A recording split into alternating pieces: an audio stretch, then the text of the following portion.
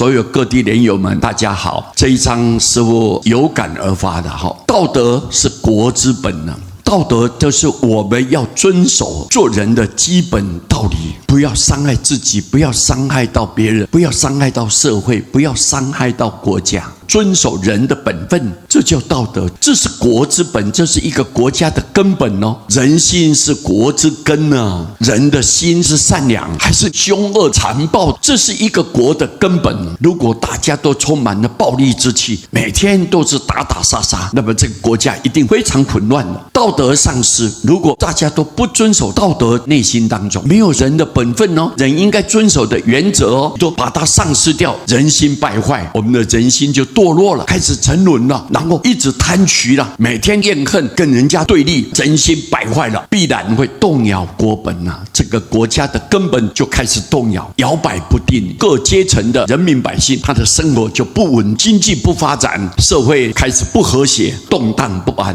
不需要外无，内部就动荡。你看，不需要外面来欺负你哦，你内部就不能平静下来，自然就自取灭亡。因为大家人心都不善良嘛，所以招取自己的罪咎，你自己会灭亡，这个国家就慢慢的毁之于一旦。国亡岂有家？国家如果灭亡了，难道还有生活稳定的家庭吗？就没有呢。人民宜当好自为之，所有生活在这里头的人民百姓，如果你希望生活稳定，国家经济发展，大家都能够和好相处，生活能够太平，各位人民百姓必须要好自为之，好好的爱护你自己啊，把道德做好，人心要善良，一定要把本分守住。如果能够这样子的话，这个国家就太平了。所以要戒慎之，戒慎之，一定要好好的要求自己要谨慎啊，为了自己也为了别人啊，为了这个地方，为了整个国家，为了整个社会啊，必须一定要戒慎恐惧的、谨慎的来对待啊，要把你自己的道德、自己的心掌控的非常完美。